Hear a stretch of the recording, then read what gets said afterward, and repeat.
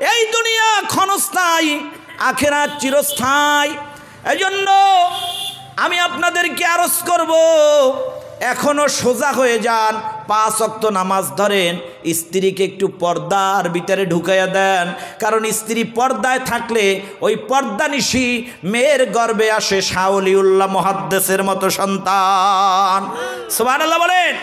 আজকে তথাকথিত এক শ্রেণীর কুলাঙ্গার তারা মেয়েদেরকে বুঝায় যে ইসলাম তোমাদেরকে ঠকিয়েছে। জোরে বলেন না নাউজুবিল্লাহ।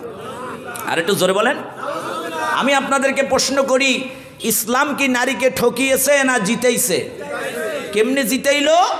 কারণ হলো পৃথিবীতে একজন নবী ও মহিলা নাই, আছে নাকি? একটু আস্তে কইলেন কে? জোরে বলেন। একজন মহিলা ও নবী আছে? নাই। এজন্য ঠকাইছে? এজন্য ঠকায় নাই। কারণ একজন মহিলা ও নবী নাই, কিন্তু নবীদের মা আছে। সুবহানাল্লাহ বলেন। নবীদের কি আছে? তাহলে সন্তানের দাম বেশি না মায়ের দাম বেশি? একটু জোরে বলেন। মায়ের পদতলে সন্তানের কি? আরো জোরে বলেন।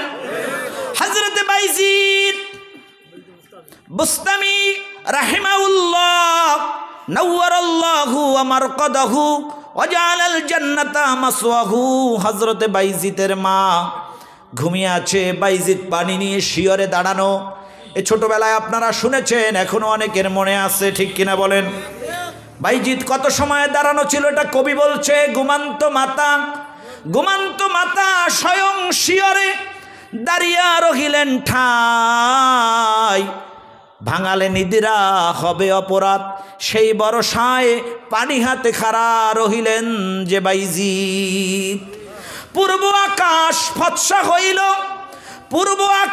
ফৎসা হইল, পাখিরা উঠিল ডাকি, জননী মেলিল আখি। সুবহানাল্লাহ। পানি চেয়েছিল সন্ধ্যায়, সকালের সূর্য উদয়, বাইজিদের মার ঘুম ভেঙে যায়। ঘুম থেকে জেগে দেখে শিশু বাইজিদ পানি নিয়ে মায়ের শিয়রে দাঁড়িয়ে আছে। মা ডাক দিয়ে বলে, বাইজিদ দাঁড়িয়ে আছো কেন? বাইজিদ বলে, মা পানি চেয়ে তুমি ঘুমিয়েছিলে, মা পানি নিয়ে আমি দাঁড়িয়ে আছি। আমি তোমার ঘুম ভাঙাই নাই, আমি তোমার ডাক দেই নাই, পানি নিয়ে দাঁড়িয়েছিলাম। তোমার কখন ঘুম ভাঙবে? তুমি কখন পানি চাই আমার কাছে পাইবা না, এই জন্য সারা রাত আমি তোমার শিয়রে দাঁড়িয়েছিলাম। বাইজিদের মা ওযু করে জায়নামাজ মুসাল্লা বিছাইয়া মালিকের কদমে সেজদা দিয়া শুকরানা নামাজ আদায় করে বাইজিদের মা দোয়া করলেন, আল্লাহ আমার শিশু বাইজিদ সারা রাত পানি নিয়ে আমার শিয়রে দাঁড়িয়েছিল। আমি মা আমার বাইজিদের জন্য তোমার কাছে দরখাস্ত করলাম, তোমার কাছে দোয়া করি আমার বাইজিদকে তুমি সুলতানুল আরিফিন বানাইয়া দিও। আরো জোরে বলেন সুবহানাল্লাহ। এই জন্য কবি বলে, মায়ের দোয়ায় হইতে পারো, মায়ের দোয়ায় হইতে পারো ফেরদাউসের জমিদার, মায়ের দোয়ায় হইয়া যাইবা পার। কথা বলেন ঠিক কিনা? ওরে মা ছিলে না মেনা বিবি, আরে যার গর্বে মোহাম্মদ নবী গো, আরে মা ছিলে না মেনা বিবি, আরে যার গর্বে মোহাম্মদ নবী গো, দেখে নাই তার বাবার ছবি, দেখে নাই তার বাবার ছবি, এতিম হলো দুনিয়ায়, মায়ের যতন করো গো সবাই রে, মায়ের যতন করো গো সবাই। ওরে ভাগ্য গুণে মাহালিমায় নবীরে কোলে তুলে দুগ্ধ খাওয়ায় গো, মাহালিমায় করে আদর, মাহালিমায় করে আদর, বুকে তুলে দুধ খাওয়ায়, মায়ের যতন করো গো সবাই রে, মায়ের যতন করো গো সবাই। আরে নবী আমার এতিম ভাবে চিনে রাখো তোমরা সবে গো। মা আমেনার আদর নবী, মা আমেনার স্নেহ নবী পাইল না রে দুনিয়ায়। মায়ের যতন করো গো সবাই রে, বাবার যতন করো গো সবাই।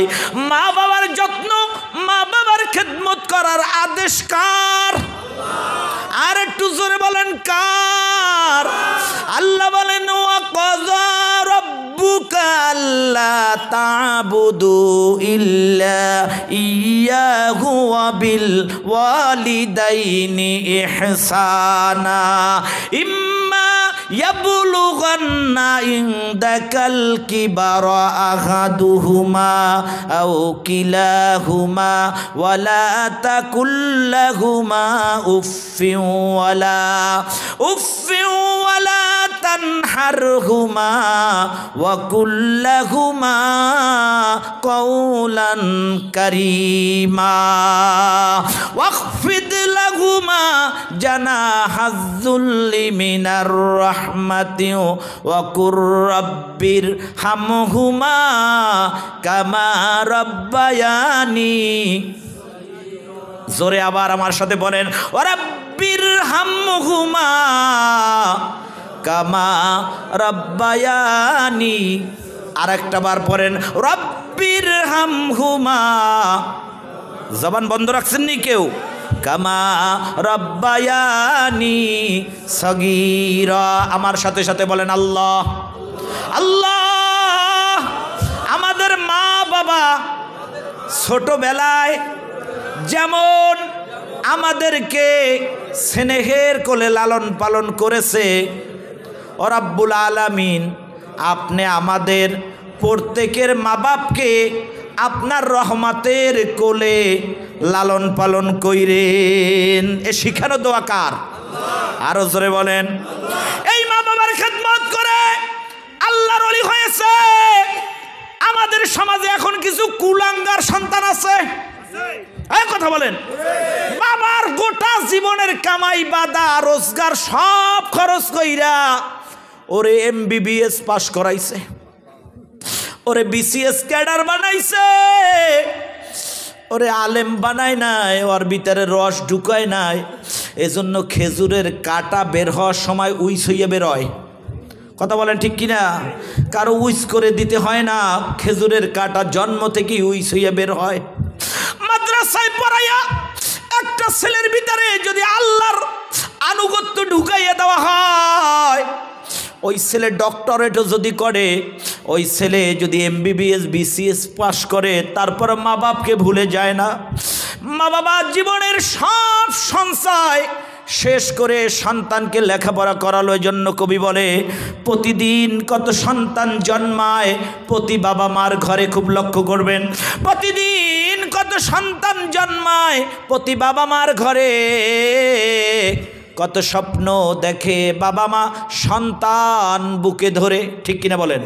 পাই পাই করে জমা করা যত থাকে সঞ্চয়, মনের মতো মানুষ করতে সবই যে খরচ হয়, মনের মতো মানুষ করতে সবই যে খরচ হয়।